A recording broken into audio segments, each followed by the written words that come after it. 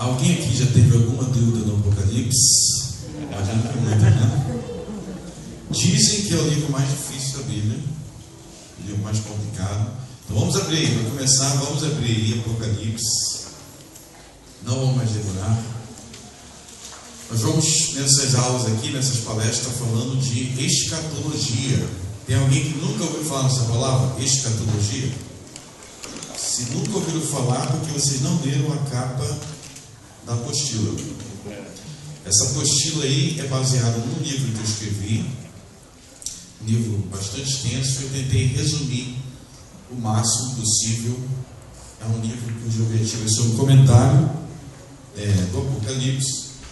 Eu acrescentei uma introdução aí. Então, o que a gente for falar durante as palestras vai estar resumido no livro, se vocês, na apostila, se vocês quiserem olhar depois. Está tudo aí na apostila. E durante as palestras, sinta-se à vontade para levantar a mão, perguntar. Se achar que o que eu estou falando não faz sentido, pode falar. Sinta-se à vontade de tirar qualquer dúvida. Mas para começar, nós vamos ler aí Apocalipse 1, verso 1, que diz assim: revelação de Jesus Cristo, que Deus lhe deu para mostrar aos seus servos as coisas que em breve devem acontecer, e que ele, enviando por intermédio de seu anjo, notificou ao seu servo João. Amém? Vocês veem aí, introdução à escatologia. O que significa a palavra escatologia? Então, a palavra escatologia, esse palavrão aí, é uma palavra muito comum na teologia, no estudo da teologia, no estudo bíblico, e é formada de duas palavras bíblicas. Escaton significa último, e logia significa estudo. Então, escatologia significa o estudo das últimas coisas, o estudo das coisas do fim. E aí, dentro da escatologia, o que vai ser estudado? As coisas do fim. Coisas como juízo final, coisas como quem é o anticristo, quem é a besta, qual o significado do livro de Apocalipse, o que acontece quando você morre. Existe purgatório ou não existe? Isso faz parte da escatologia. Estudo das últimas coisas. Agora, esse ramo da escatologia que a gente tem divide-se em duas categorias principais. Em primeiro lugar, escatologia individual. Em segundo lugar, vocês podem ver aí na primeira página, escatologia individual. E aí você também tem a escatologia geral. Essa é a primeira divisão. Escatologia individual, como o nome já diz, trata do indivíduo. O que acontece quando você morre, por exemplo? Quer dizer, as últimas coisas de você enquanto indivíduo. Então, seus últimos dias, você morre, acontece o quê? Você vai para o céu, você vai para o inferno. Como que você escapa do inferno? Existe esse negócio de limbo? Não existe. Mas isso tudo faz parte da escatologia individual. Vocês podem ler aí. Eu coloquei um resumo do que nós, como protestantes, como evangélicos, nós cremos sobre a escatologia individual. Está resumido aí. Eu vou ler. Onde está escrito escatologia individual, tem uma citação: os corpos dos homens depois da morte convertem-se em pó e vêm a corrupção, mas as suas almas, que nem morrem nem dormem, tendo uma substância imortal, voltam imediatamente para Deus que lhes deu.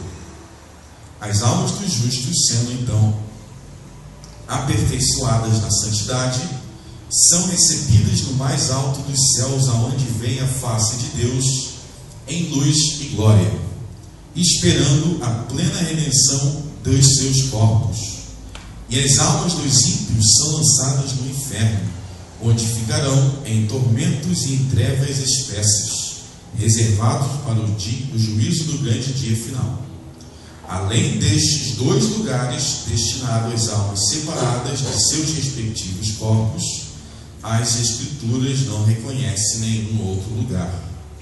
No último dia, os que estiverem vivos não morrerão, mas serão mudados.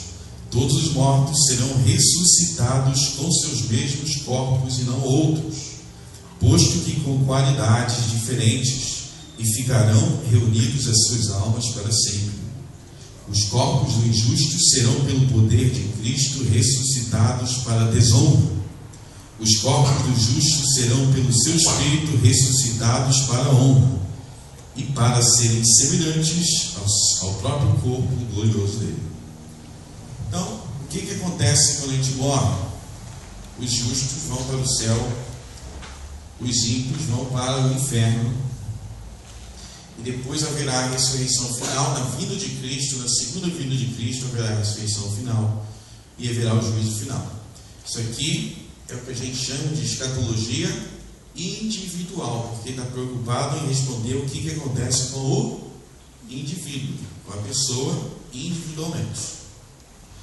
Mas além disso, na escatologia existe o que nós chamamos de escatologia geral, que não está preocupado com o que acontece simplesmente com o indivíduo, mas o que acontece com o mundo como um todo. Então o indivíduo morre e acabou ali. Mas e o mundo de forma geral? Como é que o mundo vai acabar? Qual é o destino do mundo, do universo, do cosmos? Isso é escatologia geral. O que eu acabei de ler para vocês sobre escatologia individual é quase unanimidade entre protestantes evangélicos. Quase todos concordam com o que eu acabei de ler, né? Não tem muita discussão sobre isso não, exceto entre hereges, que dizem que depois que morre a alma dorme, ou então que todo mundo no final vai ser salvo. Isso aí é tudo heresia. Isso aqui, evangélicos, protestantes concordam de forma geral. Agora, em relação à escatologia geral, já não tem tanta concordância assim. Já há mais discordância. Porém, em relação à escatologia geral, tem 5 coisas que todo cristão genuíno e verdadeiro concorda. 5 coisas, podem ler aí. Em primeiro lugar, o segundo advento. O que é o segundo advento? A segunda vinda de Cristo. Todo cristão verdadeiro concorda que Cristo vai voltar. Em segundo lugar, todo cristão verdadeiro concorda que vai haver ressurreição dos mortos. Quando Cristo voltar, os mortos vão ressuscitar. Em terceiro lugar, todo cristão genuíno concorda que haverá o juízo final. Quando Cristo voltar, os mortos vão ressuscitar, vai haver o juízo final. Também concorda-se que há no ponto 5, que haverá a vida eterna e haverá o tormento eterno dos ímpios, dos réprobos. Então isso aí não há discussão nenhuma. Quem discorda de qualquer um desses pontos aí não é cristão, é um falso cristão, pode expulsar da igreja. Agora, isso aí não tem discussão nenhuma. Agora, nem tudo na Bíblia tem o mesmo grau de importância ou o mesmo grau de clareza. Isso é importante. Nem tudo na Bíblia tem o mesmo grau de importância ou o mesmo grau de clareza. Por exemplo, diz lá no livro de Josué, que Josué com o povo de Israel, eles deram 7 voltas em torno de Jericó. Eles deram 7 voltas e o muro caiu. Não é isso? Então isso é um acontecimento. Agora, no Evangelho, nos 4 Evangelhos, somos informados também que Jesus ressuscitou dos mortos. Jesus ressuscitou dos mortos. Qual informação é mais importante? Que Jesus ressuscitou dos mortos ou que Josué deu 7 voltas em torno de Jericó? Que Jesus ressuscitou dos mortos, né? Se você acha que é mais importante que Josué deu volta, você também não é cristão. Então, existem coisas na Bíblia que são mais importantes do que a outras. O mais importante na Bíblia é Deus. Deus, o Pai, o Filho e o Espírito Santo é o mais importante da Bíblia. O mais importante da Bíblia não é no homem, não é você e nem é no seu bem-estar material. O mais importante é Deus. Deus é o centro da Bíblia. Deus é o Evangelho. Então qualquer outra informação que existe na Bíblia está subordinada a essa. Então nós temos coisas na Bíblia mais importantes que outras. Dentro da escatologia, que é o estudo das últimas coisas, algumas coisas são mais importantes do que a outra. Por exemplo, se você não crê, vocês podem ler em 1 Coríntios 15 e vocês podem ler nas cartas de Paulo a Timóteo. Se você não crê na ressurreição dos mortos, você não é cristão. Então isso é uma questão de escatologia. Então não deixe ninguém dizer para você escatologia não é importante. Diz na carta de Paulo a Timóteo que Paulo entregou um homem a Satanás por causa de escatologia. Como assim por causa de escatologia? Você pode ver lá em Timóteo. É um homem que negava a ressurreição dos mortos. Ele diz lá: entreguei Himeneu e Fileto a Satanás, porque te ensinam que a ressurreição já é passada. Então nós não podemos crer que a ressurreição já é passada. Se você crê, cuidado com o que Paulo fez com 2 caras lá em Timóteo. Então nós não estamos aqui falando de coisa periférica. Nós estamos falando de coisa aqui extremamente importante. Mas algumas são mais importantes do que as outras. Vocês estão me entendendo aí? Então, algumas coisas, se você falar comigo assim, Frank, eu não concordo com você nisso aqui, dependendo do que for, eu posso falar: não, você não concorda comigo, mas você continua sendo meu irmão.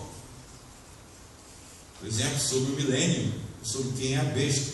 Se você acredita que a marca da besta é um chip, eu vou falar: você não entende nada de marca da besta, mas você continua sendo meu irmão. Você não entendeu a passagem, você acha que é um chip e você não entendeu, mas você continua sendo meu irmão, pode discordar de mim.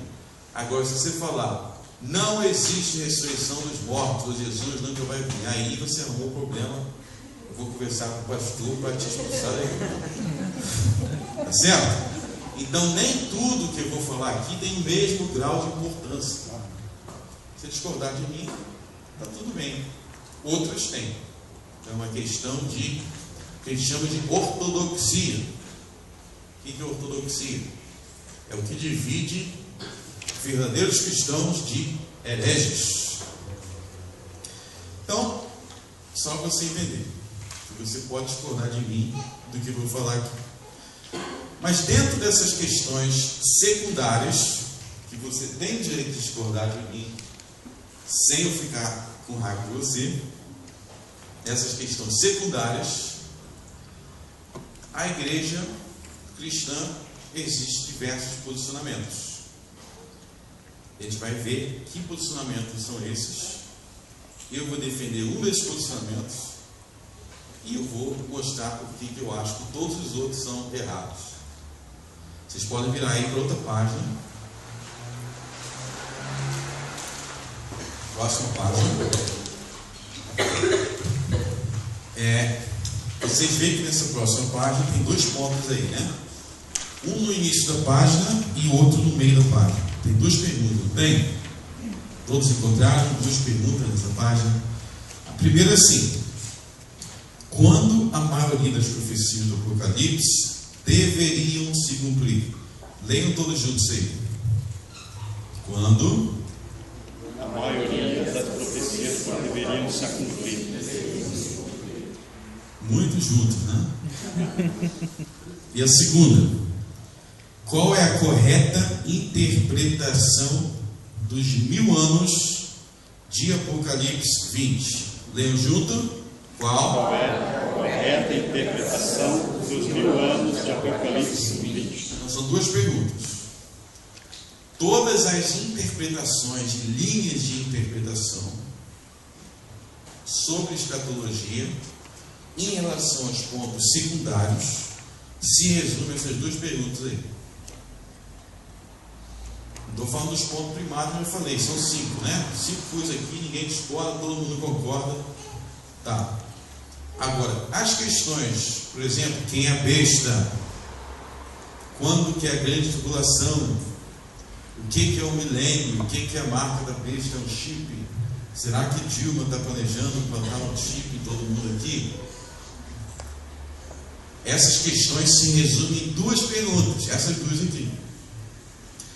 Vamos ver a primeira pergunta aí. Quando a maioria das profecias do Apocalipse deveriam se cumprir? Frank, só uma perguntinha antes.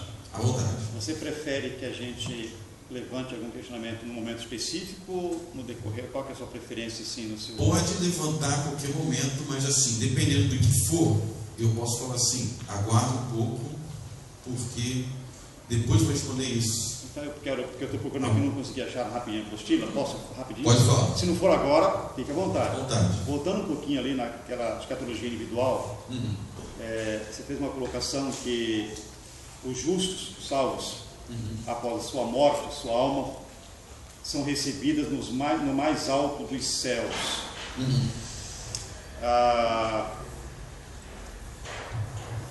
Nos seus estudos, você entende que o salvo, ao morrer, ele já vai para o céu final, morada final, ou ainda há um estado chamado intermediário? Não uma questão de purgatório, mas que esse céu só acontecerá depois da ressurreição de fato. Só quero acrescentar, porque eu pergunto também isso. O apóstolo João, que escreveu o evangelho dele bem tardiamente, ele fala que ninguém subiu ao céu senão o filho do céu que desceu, o filho do homem que desceu do céu. Você é agora ou você depois vai estar... Posso responder agora. Essa citação que eu peguei é retirada da Confissão de Westminster. A Confissão de Westminster é o padrão doutrinário oficial das igrejas presbiterianas. Eu sou presbiteriano, mas também a mesma citação se encontra na Confissão de Fé Batista de Londres, é a mesma ideia. Mas estado intermediário é o nome do capítulo, esse, estado intermediário. Mas a ideia é que não é a parada final, porque a parada final é a ressurreição dos mortos. Então eu creio que quando o morto, a pessoa morre, o corpo vai para o caixão, mas a alma, eu creio que ela vai para o céu, aonde está Deus, Cristo, como Paulo fala lá em Filipenses capítulo 1, eu estou dividido, eu não sei se eu prefiro ficar na terra, ou se eu partir, eu vou estar com Cristo. Então, se ele partir, ele vai estar com Cristo. Então, tem que ser o céu. Agora, eu creio que antes da vinda de Cristo, eu creio que as pessoas, quando morriam, eu acho que elas não iam para o céu. Eu creio que elas iam para o chamado Hades, aonde havia o seio de Abraão, Lucas 16. E eu acho que é diferente antes da vinda de Cristo e depois. E no Apocalipse tem também a questão das almas no céu. Então agora eu creio que todos que morrem vão para o céu. E antes de Cristo é outra história mais longa, mas eu creio que agora todo mundo morre vai para o céu, mas eu não creio que é a parada final, porque, como a gente leu também, quando Jesus voltar, os mortos vão ressuscitar. Então a alma vai voltar para o corpo e aí ressuscita. Só para entender, essa questão do céu final não tem a ver também, pergunto eu, com o novo céu que vai ser ainda construído, o novo céu, eu creio que esse é o final. Esse eu creio que é o final. Depois de ressurreição. Dar-se-lhe o nome de céu, mas não é o céu final, a nova terra, o novo céu. Exatamente. Mas nós vamos entrar em mais detalhes sobre isso quando eu falar sobre o juízo final. Eu vou falar aí. Tá bom? Então, voltando aí, Primeira pergunta: quando a maioria das profecias do Apocalipse deveriam se cumprir? Existem 4 linhas sobre isso. Você tem aquelas profecias do Apocalipse, por exemplo, a besta, o falso profeta, a grande prostituta, os 7 selos, as 7 taças. Você lembra disso aí? Tem alguém que não lembra, não sabe o que eu estou falando? Todo mundo sabe, né? Essas coisas, esses eventos iriam ou vão se cumprir quando? A primeira posição sobre isso se chama futurismo. Vocês estão vendo o que eu estudei? Futurismo. O que é futurismo? Você acredita que aquelas profecias ainda vão se cumprir no futuro? Se você é igual 99% dos cristãos brasileiros, você acha que vai ainda? Vai ter uma besta, vai ter o falso profeta, vai ter esses 7, aquela confusão toda, vai acontecer logo antes do final. Isso é futurismo. Provavelmente vocês são futuristas. Eu não sou futurista e eu vou tentar provar para vocês por que o futurismo está errado hoje aqui.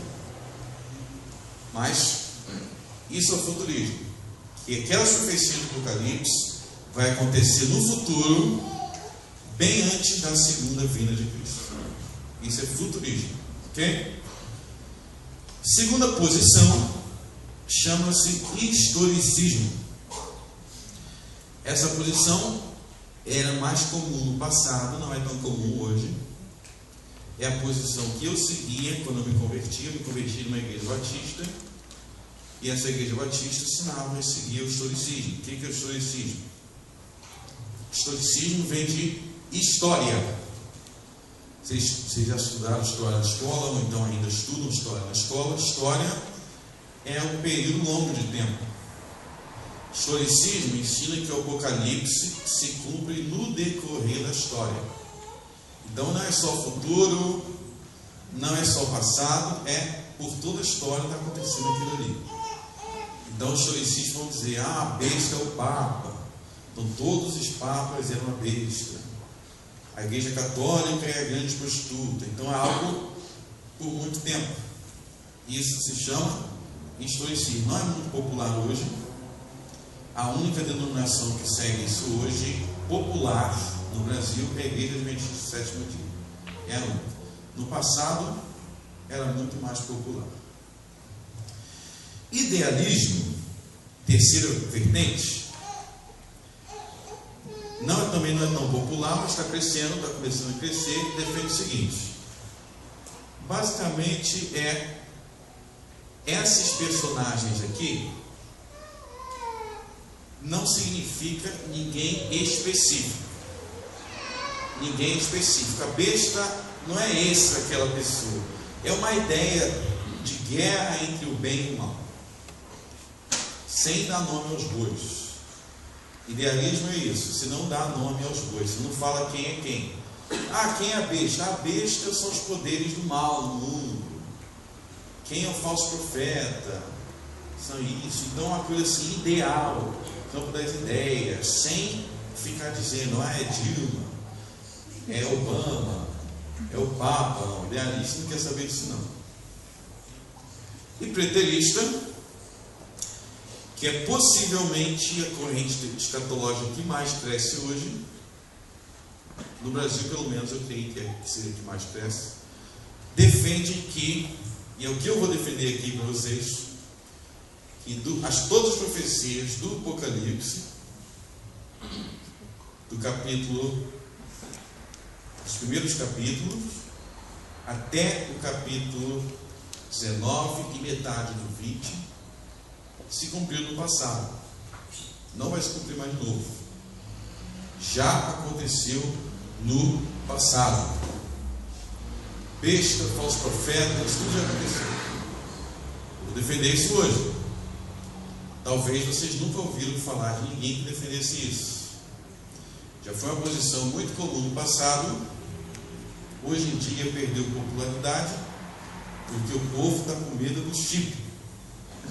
Por isso não é tão popular. Mas eu vou tentar mostrar para vocês. Se eu não convencer vocês, pelo menos vocês vão ver que essa posição existe e que ela é plausível e tem coerência. Entendeu? Então são 4 visões. Futurista é o que? Futuro. Preterista é... Vocês estudaram português, vocês lembram do pretérito, eu acho que perfeito, pretérito passado, né? Preterismo, quer dizer passado. Então, preterista, quando ele está estudando preterista como eu, quando estou estudando profecia, eu não estou me perguntando quando isso vai acontecer. Eu estou me perguntando quando é que isso já aconteceu. Não quer dizer que eu creio que tudo já aconteceu. Eu acredito que os capítulos finais do Apocalipse ainda vão acontecer, que é quando fala da segunda vinda de Cristo, que é quando fala do juízo final e do novo céu e da nova terra. Isso eu acho que é futuro. Que nos leva à segunda pergunta: qual é a correta interpretação dos 1000 anos de Apocalipse 20? Lembra que Apocalipse 20 tem negócio de 1000 anos, né? Eu acredito que esses 1000 anos seja um longo período de tempo indefinido entre a primeira e a segunda vinda de Cristo. A gente não sabe quando Cristo vai voltar. Eu acredito que vai ser daqui pelo menos 2000 anos. Eu acho que seria impossível que ele volte antes de 2000 anos. E eu também vou defender isso aqui.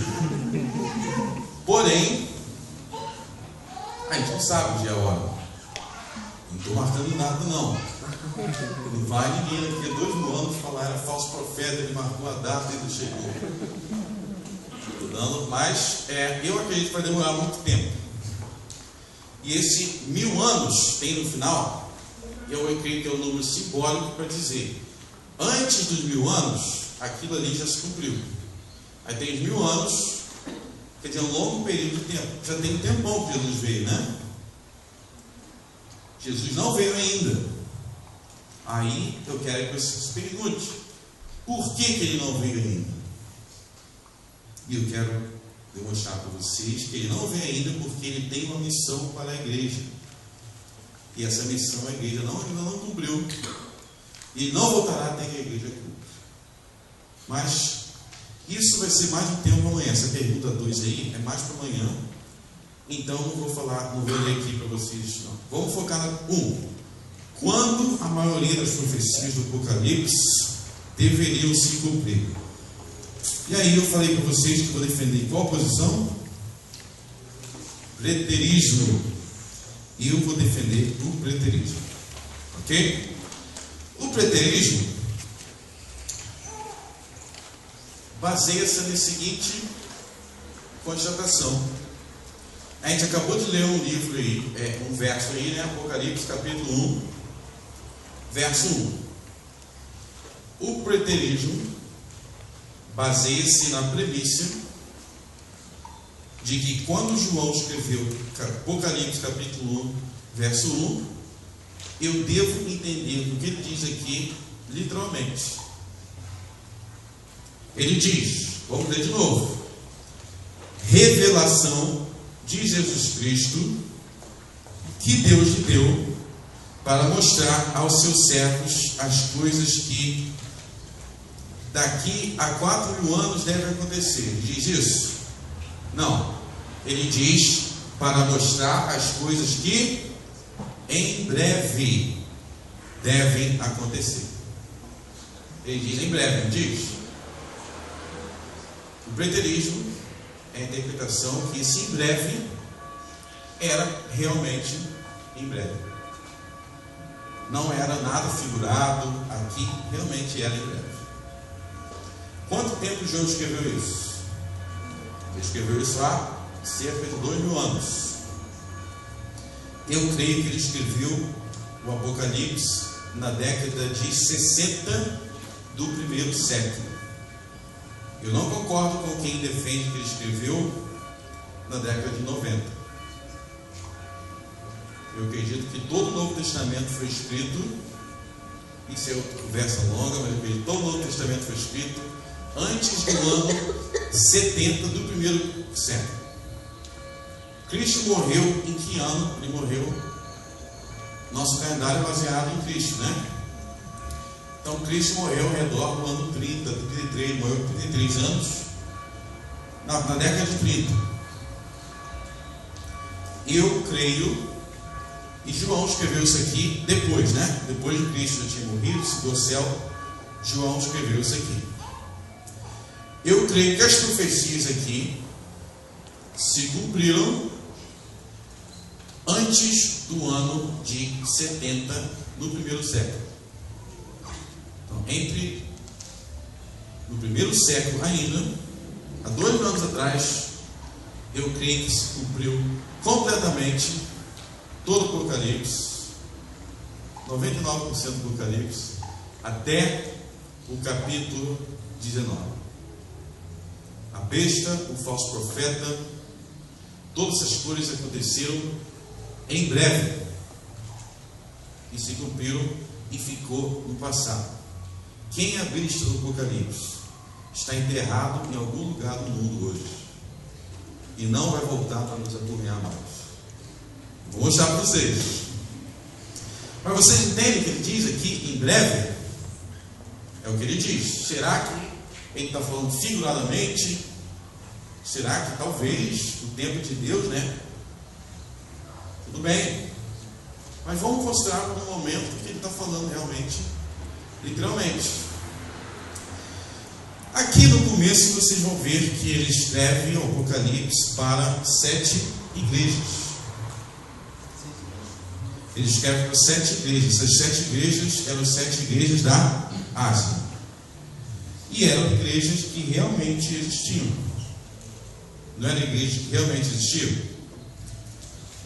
Bom, vamos ver aí, capítulo, verso 4. Antes, verso 3. Verso 3. Ele diz assim: bem-aventurado aqueles que leem e aqueles que ouvem as palavras desta profecia e guardam as coisas nelas escritas, pois o tempo está próximo. João, às 7 igrejas que se encontram na Ásia, graça e paz a vós outros, da parte daquele que era, aquele que era, que há de vir. Vamos parar por aí. Bem-aventurado aqueles que leem, aqueles que ouvem. Está escrevendo isso para quem? Para 7 igrejas. Imagina naquilo que você acredita que ainda vai acontecer no futuro. Se ainda vai acontecer no futuro, como que essas igrejas e esses cristãos do primeiro século podem entender qualquer coisa? Ele está falando para aqueles cristãos que estão ali, nas 7 igrejas. Bem-aventurado é você, cristão do primeiro século na Ásia, quando você lê isso, porque essas coisas já vão acontecer. Agora, se ele está falando do Papa, de Dilma, como que eles iam entender a carta? Ele estava enviando isso para aquelas pessoas, para que, se elas não seriam capazes de entender. O Apocalipse tem um destinatário muito preciso. 7 igrejas na Ásia. Bem-aventurado você que está lendo isso, você que está escutando, porque o tempo está próximo. E aí o Apocalipse é um livro que fala muito de tribulação, né? Muita perseguição, muita tribulação.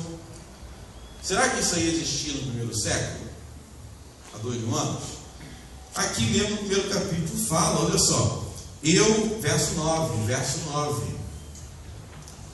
Eu, João, irmão vosso e companheiro na tribulação, no reino e na perseverança em Jesus, achei-me na ilha de Patmos por causa da palavra de Deus e do testemunho de Jesus. Achei-me em espírito no dia do Senhor e ouvi por detrás de mim grande voz como trombeta, dizendo: o que vês, escreves em livro e manda às 7 igrejas, e assim por diante. Então, o que João estava fazendo na ilha de Patmos? Ele não estava aqui num parque de diversão. Ele estava ali por perseguição. Estava sendo perseguido, trancaram, ele estava preso lá. Graças a Deus, nós no Brasil não vivemos isso. Crente no Brasil que diz que é perseguido, você precisa acordar para a realidade. Você vive num dos países mais livres que já existiram na história da humanidade. Os primeiros cristãos evangélicos do Brasil, que vieram para cá em 1500, século XVI, foram presbiterianos, e eles morreram martirizados. Ficaram aqui por pouco tempo, mataram, os jesuítas mataram. Alguém já tentou te matar? Não, porque você talvez por outro motivo. Não sei. Mas não tem perseguição. De repente o cara te olha torto, alguém te olhou torto. Tudo bem, isso acontece, seus pais, sua esposa, isso realmente acontece no Brasil. Mas perseguição, igual esses caras aqui, igual tem lá no Oriente Médio, ninguém que sofre no Brasil não. Isso aqui é um dos países mais livres que tem na face da terra em toda a história da humanidade. Os seus avós, seus bisavós não viveram uma terra tão livre quanto essa aqui, que nós vivemos agora. Até o século XIX era ilegal ser protestante no Brasil. Você ia preso, você apanhava e te matava. Era ilegal. Eu estou sendo perseguido. Esses cantores vão para a televisão, estou sendo perseguido. Alguém me olhou torto. Ninguém está sendo perseguido aqui não. João foi perseguido. De verdade. E não só ele fala, vosso companheiro na tribulação.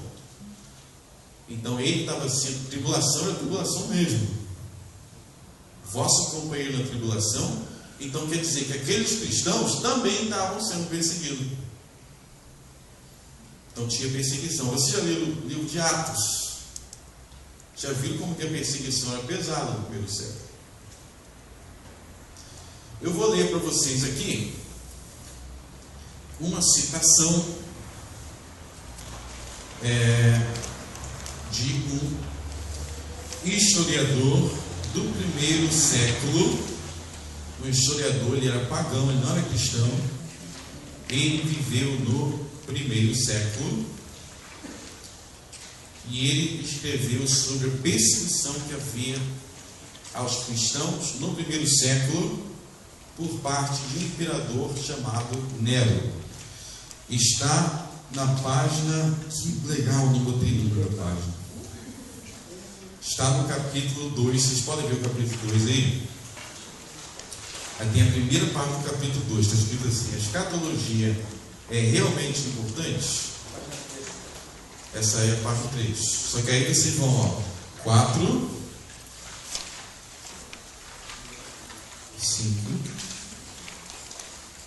6, 7, 8, 9. Página, a 9ª página.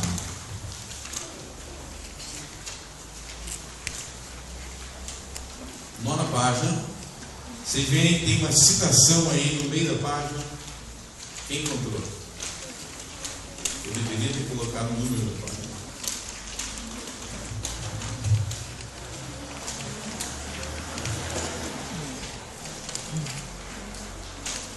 Ninguém encontrou, né? Começa assim: mas nem todo socorro que uma pessoa dá. Bom, eu vou ler. Quem não achou, eu vou ler que você viu. Isso aí foi escrito por um historiador romano chamado Tácito. É considerado um dos maiores e mais importantes historiadores da Roma antiga. Ele não era cristão, ele era pagão. Ele escrevia sobre acontecimentos do Império Romano. E aqui ele escreveu sobre como o imperador Nero perseguia os cristãos. Diz assim: mas nem todo socorro que uma pessoa poderia ter prestado, nem todas as recompensas que o príncipe poderia ter dado, nem todos os sacrifícios que puderam ser feitos aos deuses, permitiram que Nero se visse livre da infâmia, da suspeita de ter ordenado o grande incêndio, o incêndio de Roma. De modo que Para acabar os rumores, acusou falsamente as pessoas comumente chamadas de cristãs, que eram odiadas por suas atrocidades, e as puniu com mais terríveis tortura. Cristo, que deu origem ao nome cristão, foi condenado à extrema punição por Pôncio Pilatos durante o reinado de Tibério, mas reprimida por algum tempo, a superstição perniciosa irrompeu novamente, não apenas em toda a Judéia, onde o problema teve início, mas também em toda a cidade de Roma, onde confluiu e se celebra quanto de atroz e vergonhoso houver por onde quer. Assim começou-se por deter os que confessavam a sua fé, depois pelas indicações que estes deram. Toda uma ingente multidão ficou convicta, não tanto de crime de incêndio, quanto de ódio ao gênero humano. A sua execução era acompanhada por escárnios, e assim uns cobertos de peles de animais eram rasgados pelos dentes dos cães, outros cravados em cruzes eram queimados ao cair o dia, como se fossem luminárias noturnas. Para este espetáculo, Nero cedera os seus próprios jardins e celebrou os jogos do circo, misturado em vestimenta de áuriga entre a plebe, ou guiando ele próprio seu carro. Daí que, ainda castigando os culpáveis e merecedores dos últimos suplícios, tinham-lhes lástima, pois acreditavam que o castigo não era por utilidade pública, mas para satisfazer a crueldade dele próprio. Então isso aqui era o cristianismo no primeiro século. Isso aqui, o que Nero fazia? Jogava para os cachorros, jogava para os leões, tacava fogo, pendurava no poste e servia de iluminação. Imagina você andar na praça e em vez dessas luzinhas aí, tem gente pegando fogo. Era isso que Nero fazia. Isso aqui é um historiador do primeiro século que está descrevendo o que estava acontecendo naquela época. Isso é o tempo que João e os apóstolos viveram. Vocês podem ler isso em Atos, né? A perseguição já em Atos. Então, o primeiro século é um século muito perigoso para ser cristão. Era muito perigoso, muita perseguição promovida pelo império, pelos judeus. E foi nesse contexto que João foi preso. E é nesse contexto que João escreve o Apocalipse. Então, João não escreveu o Apocalipse em primeiro lugar para você. Ele escreveu o Apocalipse em primeiro lugar para 7 igrejas na Ásia que estavam sofrendo muita perseguição, dizendo as coisas que haveriam de acontecer. Isso é o Apocalipse. E essas coisas realmente se cumpriram exatamente como o Apocalipse diz que se cumpririam. Vou mostrar para vocês. Mas esse é o contexto do Apocalipse. E quanto a isso, vocês devem se lembrar que todo livro, todo texto que a gente vai ler, a gente tem que se perguntar qual o contexto disso. Né? Se eu escrevo uma carta para você e alguém pega a carta dirigida a Vinícius Gato Júnior, primeira coisa que você vai falar, está tratando de alguma coisa entre eles. Ou você vai falar, ele escreveu uma carta para Vinícius Gato Júnior para contar o que vai acontecer daqui a 3.000 anos. A gente tem que entender o contexto das coisas. Qualquer livro da Bíblia é assim. Eu vou ler o Antigo Testamento, Moisés, né? Diga ao povo que marche. Ele está dizendo isso para quem? Não é para você marchar aqui agora. Ele está dizendo isso para alguém que era o povo que está diante do Mar Vermelho. Então, primeira coisa, analise o contexto. Nas primeiros versos do livro do Apocalipse está muito claro o contexto. Vai acontecer já e é para 7 igrejas na Ásia. Agora, isso significa que o livro, então, qual a importância? Você talvez está falando, para que esse livro então não serve para mim, que essas coisas já aconteceram no passado? Muito pelo contrário. Vocês já leram a história de Moisés libertando o povo de Israel do Egito. Já leram? Agora, quando você lê essa passagem, você diz assim: isso vai acontecer ainda ou já aconteceu? Já aconteceu. Agora, só porque já aconteceu significa que não tem importância para você? Não. Mesmo tendo acontecido no passado, ensina lições valiosas para nós.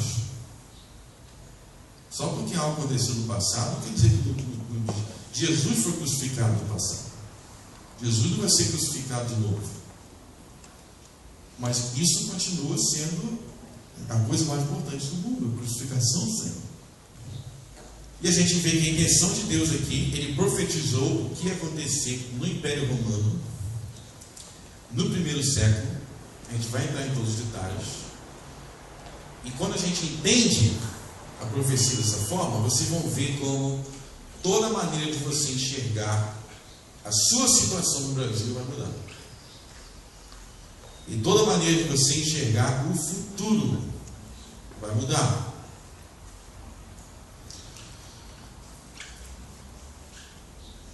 Os dois principais inimigos do povo de Deus no livro do Apocalipse, tem duas figuras ali que são os principais inimigos. É a besta e é a grande prostituta. São os dois principais.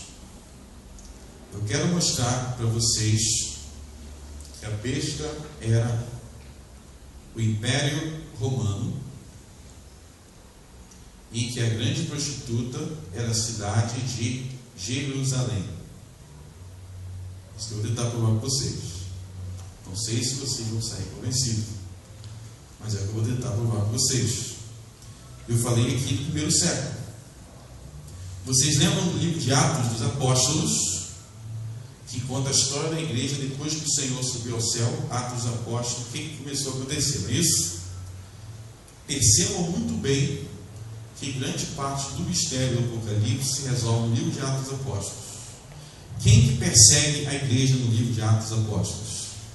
O Império Romano e os judeus. Quem que crucificou o Senhor? O Império Romano e os judeus. São os mesmos inimigos do Apocalipse. A prostituta vem cavalgando sobre a besta, porque os judeus se apoiavam no Império Romano para perseguir os cristãos. Por exemplo, quando eles queriam matar Jesus Cristo, quem queria matar Jesus? Era o romano que queria? Não. Eram os judeus que queriam matá-lo. Mas eles não podiam matá-lo. Então eles entregaram para quem? Entregaram para os romanos. E aí, Pôncio Pilatos diz: mas eu vou crucificar o rei de vocês? Quem que os judeus dizem? Não temos rei, senão César. Você lembra disso? Nosso rei é César. Quem era César? Era a besta do Apocalipse. Vamos ver isso. César é o Império Romano. O povo judeu, que era a esposa de Deus, no Antigo Testamento fala que Jerusalém é a esposa de Deus, se prostituiu, crucificou o próprio Senhor e se prostituiu com Roma. E nessa prostituição, vocês podem ler em Atos, está sempre os judeus e os romanos juntos, perseguindo a igreja.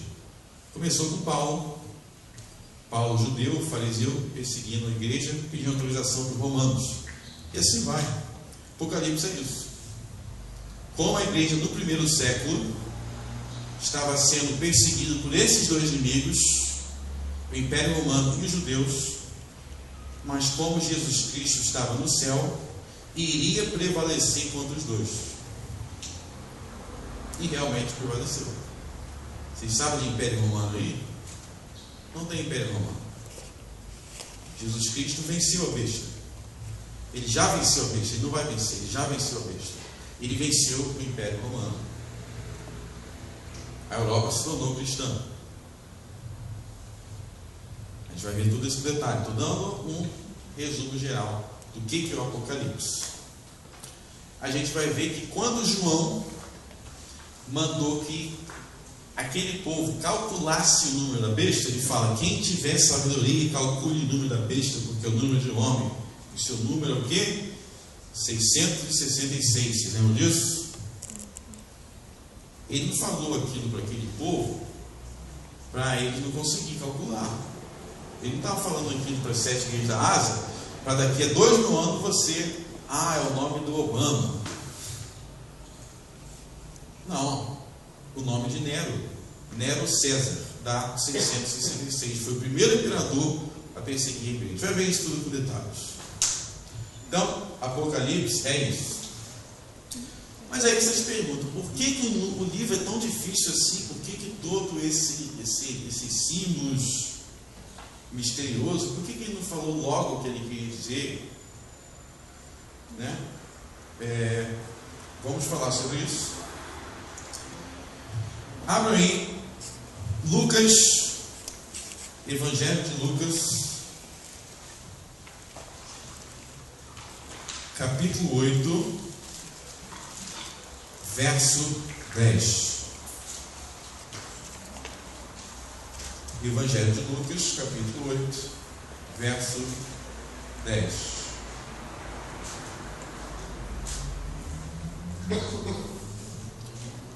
Eu vou ler.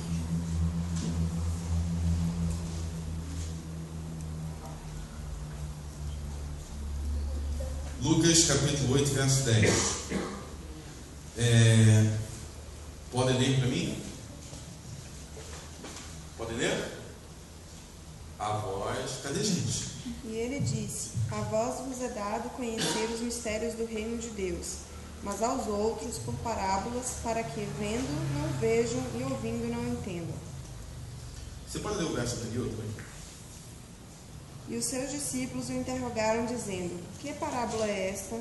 E ele disse: a vós vos é dado conhecer os reinos. Ok. Bom, vocês vão ver aí que no decorrer dos evangelhos Jesus contava muitas parábolas, né? Muitas parábolas. E muita gente pensa assim: ele contava parábola para poder facilitar o entendimento das pessoas. Ele contava parábola, semente, isso, aquilo, outro, para facilitar o entendimento. Isso não é verdade. Ele não contava parábola para facilitar o entendimento de ninguém. Se você pensava isso, você pensava errado. Ele fala muito claramente, por exemplo, Mateus 13, 10, ele diz assim: os discípulos, chegando-se a ele, os discípulos perguntaram-lhe: por que falas por parábolas? Eles perguntaram: por que você fala por parábolas? Será que Jesus respondeu assim, para facilitar o entendimento? Não. Ele falou, Mateus 13, versos 10 ao 13. Respondeu Jesus: porque a vós é dado conhecer os mistérios do reino dos céus, mas a eles não é dado. Pois ao que tem, dar-se-lhe-á, e terá em abundância. Mas o que não tem, até aquilo que tem, lhe será tirado. Por isso lhes falo por parábolas, porque eles vendo, não veem, e ouvindo, não ouvem nem entendem. Então ele não falava parábola para facilitar, ele falava para dificultar. Ele queria dificultar. Tem todo motivo por trás disso. A gente não vai entrar hoje, mas tem motivo por que ele queria dificultar. Talvez para você seja fácil, porque você lê a parábola na Bíblia e está assim: saiu um semeador para semear, e aí ele jogou a semente. Mas repare, os apóstolos estão sempre perguntando: Senhor, o que você quis dizer com aquilo? E aí Jesus explicava para eles. Ele não explicava para todo mundo que ouvia. Ele explicava para quem ia lhe perguntar. Quando as coisas são ditas muito claras, não precisa perguntar, né? Mas tinha que perguntar. A gente vai ver que o Apocalipse também é uma revelação. Revelação de Jesus Cristo. Mas é uma revelação em parábolas. Você não vai entender simplesmente lendo. E o propósito é realmente dificultar. Você achou o Apocalipse difícil? Essa é a intenção. Era dificultar. Para que somente quem tem sabedoria, somente a quem é dado, somente quem busca vai encontrar. Somente quem busca. Se você simplesmente lê, você não vai entender. Só quem buscar, quem meditar, quem quebrar a cabeça. E aí entra um princípio de interpretação muito importante. Um princípio de interpretação muito importante, que é o seguinte: quando tem algo que não é claro na Bíblia, isso aqui não está claro, como é que eu vou entender? Eu vou entender comparando com algo que está claro. Aquilo que é mais obscuro, eu vou comparar com aquilo que está mais claro, que está explicando, vou comparar com a explicação. Por exemplo, quando Jesus contou a parábola do joio e do trigo. O que é o joio, o que é o trigo, o que é o inimigo, o que ceifou, até então eles não entenderam. Aí ele foi e deu uma explicação. Quando ele deu a explicação, ele deu a explicação com linguagem clara. Então a gente tem que fazer a mesma coisa. Se a gente não entende, existe alguma outra passagem que aparece bestas na Bíblia? Tem no livro de Daniel. E no livro de Daniel, explica-se que as bestas são impérios, são reinos.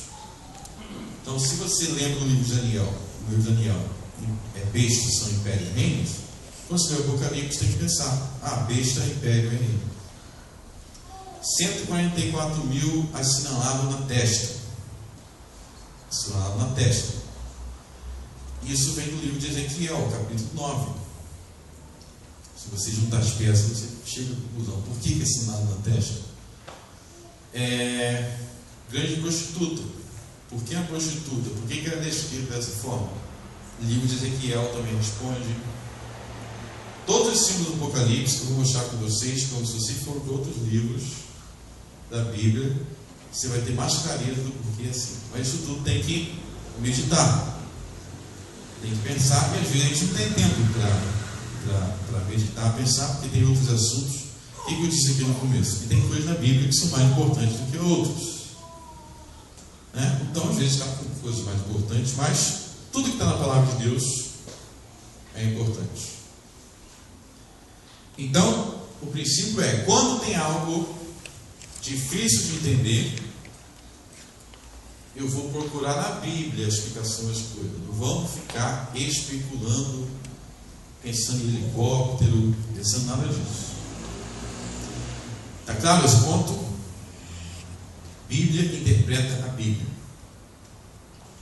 Então, esse na verdade é o segundo ponto. O primeiro princípio de interpretação que eu dei é: analise o contexto. Qual o contexto? Está dando alguma pista?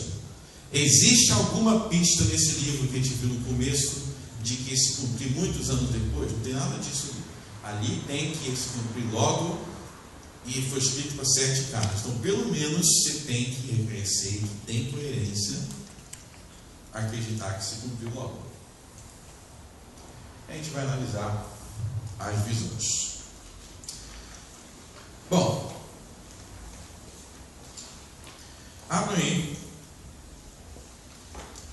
Apocalipse 22, só para afirmar bem esse ponto de próximo de Apocalipse 22, verso 10.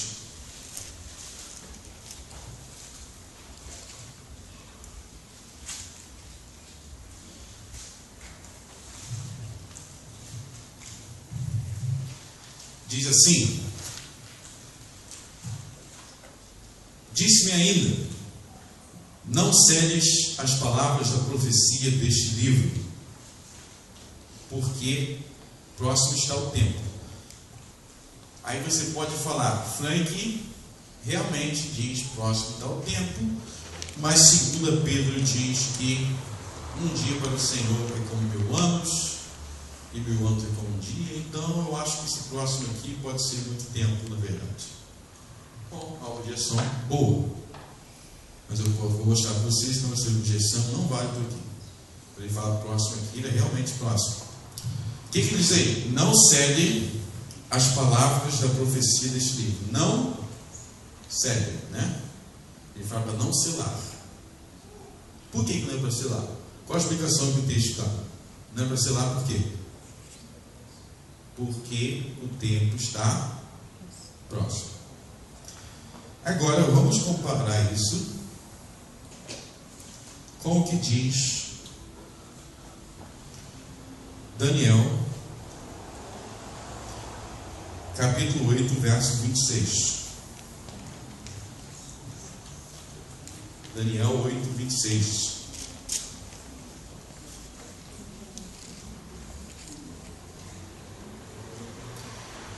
Diz assim. Aí Daniel tem a visão e fala assim, Deus fala assim, ó, e a visão da tarde e da manhã que foi dita é verdadeira. Tu, porém, sela a visão, porque se refere a dias muito distantes, dias muito longes. Ok? Então aí ele falou para selar ou para não selar em Daniel? Selar, né? Para selar. Era para selar por quê? Porque era dias muito longe. Em Apocalipse era para não selar, é o contrário, porque estava próximo. Entre Daniel dizer isso, Daniel escreveu isso cerca de 600 anos antes de Cristo. E essa profecia aqui, ele diz que era para dias muito distantes, que se cumpriu no intervalo de 600 anos. Então você está me dizendo que dias muito distantes é menos de 600 anos e está próximo de mais de 2000 anos? Ele usa a mesma linguagem, o Apocalipse está usando a mesma linguagem que Daniel, só que está dizendo que agora é o contrário. Daniel previu coisas lá da vinda de Cristo, Daniel previu reinos muito futuros, ele deixa claro, é muito distante, dias muito. Vocês podem ver isso também. Daniel 12, 4, 9, Daniel 12, versos 4 e 9, está tudo na apostila aí, com detalhes para você analisar depois. Mas Daniel está dizendo, sela, porque é daqui a muito tempo, e realmente foi muito tempo, foram cerca de 600, 500 anos. E aí Apocalipse fala, exatamente o contrário, não sela, porque já vai acontecer. Então não tem como você dizer que esse está próximo é figurado. Não é figurado. João estava usando o mesmo estrutura de linguagem que Daniel, só que dizendo o contrário. É a mesma coisa de eu falar assim, segura aí, espera sentado, porque vai demorar um tempão. Aí demora meia hora. Aí eu falo depois assim, ó, não precisa nem sentar não, porque vai ser rapidinho. Aí demora 3 dias. Você está de brincadeira? Deus fala numa linguagem para ser entendido.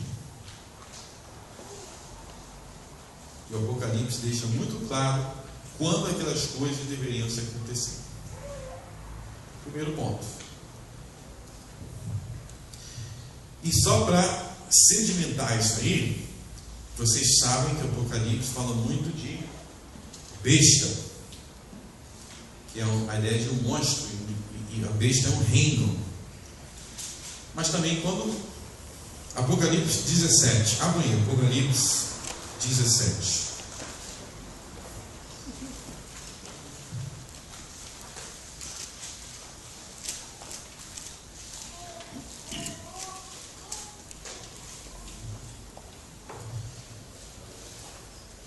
Apocalipse 17,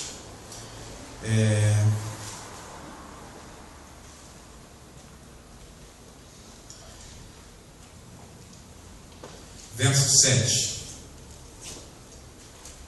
O anjo, porém, me disse: por que te admiras? Dir-te-ei o mistério da mulher e da besta que tem as 7 cabeças e os 10 chifres, e que leva a mulher. Então o anjo aí, João estava vendo aquela prostituta em cima de uma besta, cavalgando, não fazia ideia de que é aquilo, né? Que visão é essa? Aí o anjo, o que o anjo vem fazer?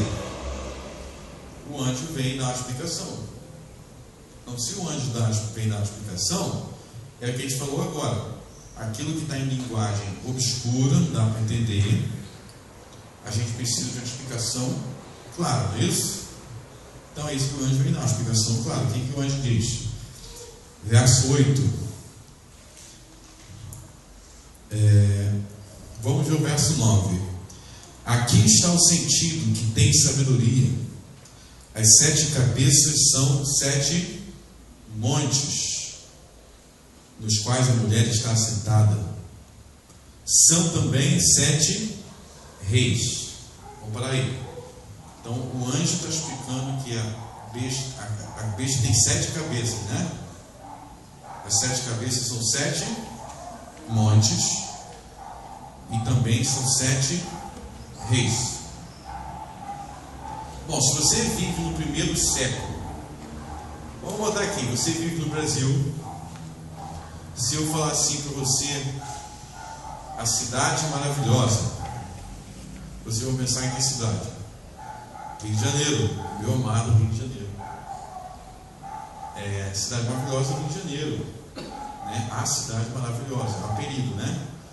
Se você vive no Império Romano e a pessoa fala a cidade dos 7 montes, você sabe o que é Roma. Pode pesquisar a cidade dos 7 montes. Aliás, Roma era conhecida como a cidade das 7 cabeças, porque ela é cercada, Roma é cercada por 7 montes. Era assim que Roma. Então, se você estava na Ásia, e aí o anjo explicou, são 7 montes, você já, opa, Roma, tem alguma coisa com Roma. Mas também são 7 reis. Será que ele fala assim, são 7 reis que vai vir daqui a 3.000 anos, 2.000 anos? Não, ele fala, 5 já caíram. Um existe e outro ainda não chegou. Então, ele está falando que a besta é algo que não existe na época dele? Pelo contrário, ele fala, as cabeças da besta, 5 são reis que já até caíram. Era passado até para ele, 5 cabeças da besta. Um está agora. Um existe agora. Isso é a explicação do anjo para João sobre o que era besta. Então, se você falar que a besta ainda vai acontecer agora no século 21, você está ignorando a explicação do anjo. Ele falou, ele está explicando, ele não está falando mais em linguagem enigmática, em linguagem misteriosa. A linguagem misteriosa é a visão que João viu. Viu uma besta, uma prostituta, o que é isso? Aí o anjo vem e explica. Os 7 montes, e também são 7 reis, 5 já caíram. Um está reinando agora, e outro, quando vier, ficará há pouco tempo. A gente vai ver quem são os 7 reis do primeiro século. A gente vai ver já que eram imperadores romanos. E a besta era o Império Romano. A gente vai entrar em detalhes sobre isso depois. Então você está vendo que tem um monte de evidência dentro do próprio livro. Eu estou mostrando que dentro do próprio livro existem pistas mostrando que aquelas coisas já estavam acontecendo ali. Desde o primeiro capítulo a gente leu no último capítulo e no meio do livro aqui. São pistas explícitas. Não estou criando aqui com vocês qualquer tipo de especulação. Eu estou mostrando textos claros e óbvios. E se a gente quer interpretar a Bíblia como ela é, a gente tem que interpretar segundo o que os próprios textos nos dizem. Deus escreveu isso aqui porque Ele queria que a gente entendesse. Mas Ele queria que a gente fizesse um pouco de esforço. E Ele deixou várias pistas aqui, deixando claro que já estava acontecendo. E a partir daí, é só ir juntando as peças que a gente vai ver quem são os personagens e a gente vai ver como que tudo isso é importante para nós também. Pode falar? Seria possível, assim, um minutinho, 2 minutinhos, você... Porque, assim, até na questão pessoal sua, tendo em vista, né, que em termos de interpretação, o Apocalipse, na sua maior parte, aconteceu naquele momento, foi uma mensagem para aquela igreja naquele momento. O que você tira para você como aplicação? O que nós podemos tirar em termos de, como você bem citou, já não vai ter mais mar vermelho sendo aberto, mas ele também aplica assim. O que assim, algo agora bem devocional. Devocional sobre isso. O que você tira para você, 1, 2, 3. Tá. O que a gente pode Eu vou entrar em detalhes sobre isso depois, mas já faz um resumo. Para dar uma refrescada. Uma refrescada. O ponto é o seguinte: hoje em dia, o povo brasileiro é um povo com a memória curta, né? O povo brasileiro, a maior prova disso é que você tem um homem chamado Collor de Mello que está eleito de novo, sendo que ele sofreu impeachment na década de 90. Mas na Bíblia, Deus não quer que a gente tenha memória curta. Deus não quer que a gente tenha memória curta. Você vê que no Antigo Testamento o povo era constantemente chamado a relembrar do êxodo, lembra do seu passado, lembra do que eu fiz no passado. Assim deve ser a igreja também. A igreja não deve achar que a gente começou agora, no século XXI, começou a existir o cristianismo, no século XX. Então, a igreja tem uma longa trajetória de 2000 anos, com muitas guerras e muitas batalhas espirituais, muitos problemas, até às vezes sanguinários mesmo. E aqui o Apocalipse está mostrando que esses dois inimigos da igreja no primeiro século, em primeiro lugar falando, eles vão ser vencidos. Porque Jesus deu uma ordem à igreja para a igreja propagar o evangelho entre todas as nações, o cristianismo em todas as nações. Eles foram vencidos.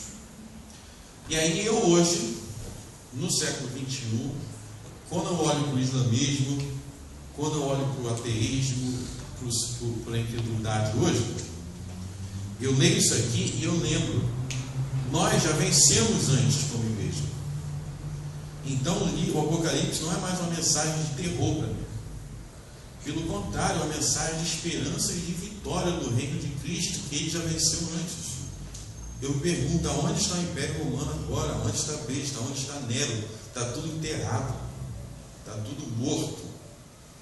O Império Romano acabou e o cristianismo continua aí. E se o Império Romano acabou e o cristianismo continua aí, continua prevalecendo, por que eu vou ficar aqui no Rio Grande do Sul com medinho desses caras que são muito mais fracos? Por que eu vou ficar no Brasil com medo desses caras que são muito mais fracos? Dilma, ou PT, ou seja lá o que for, quem tiver no poder aí, não é nem uma sombra do que Nero fez.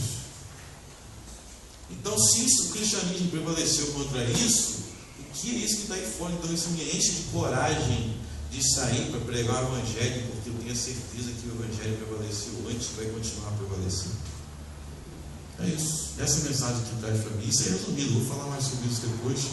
Mas, por exemplo, no Oriente Médio, a igreja perseguida no Oriente Médio, o Islã, vocês sabem que persegue lá.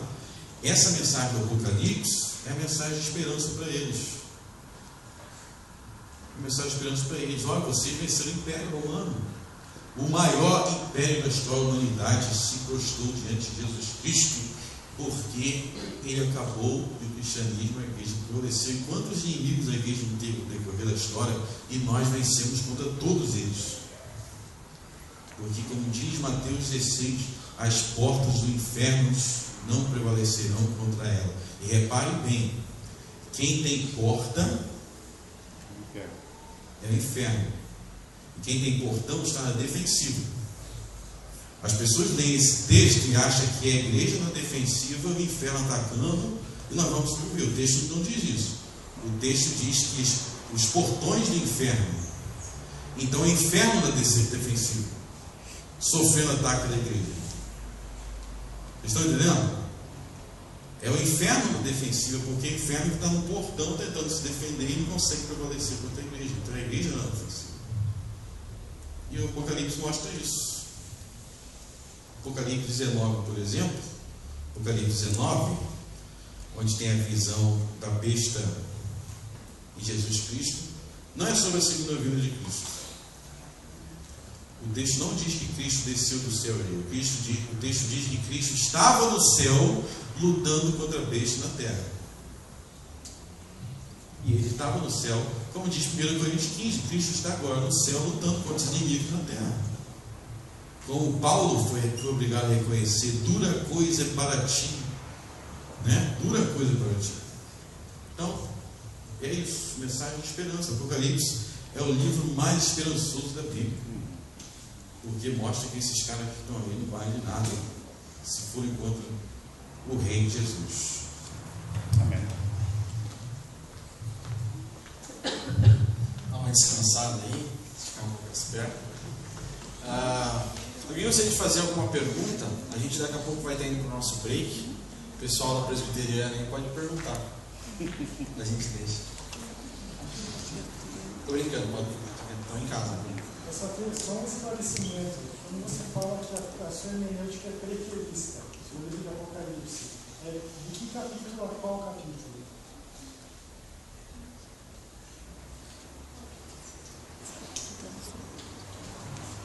Preterismo.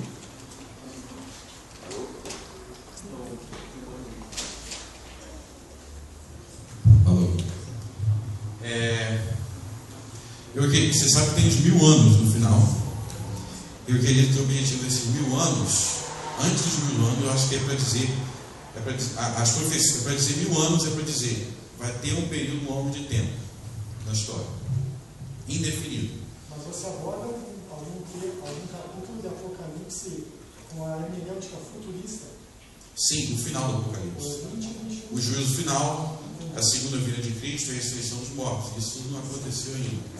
Eu acho que João botou esses 1000 anos aí, eu creio, para dizer, essas coisas vão acontecer, mas depois vai ter um período indefinido de tempo em que aí as nações, quer dizer, a igreja conquistando as nações. Eu não sei se você, qual linha escatológica você segue? Amilenista. Então, você pode ser amilenista e preterista também, não contradiz, porque você pode... Depende da datação do livro da Apocalipse. Não, sim, mas isso é uma discussão dentro do preterismo. É porque a evidência interna de que o livro foi escrito antes seria os primeiros capítulos das 7 igrejas, não seria? Só que muitos textos, como o de Irineu de Leão, afirmam que o livro foi escrito após o ano. Irineu de Leão, que viveu no 2º século, ele tem uma frase ambígua que dá a entender, você sabe o que é ambíguo, que dá a entender que o livro foi escrito no livro 90.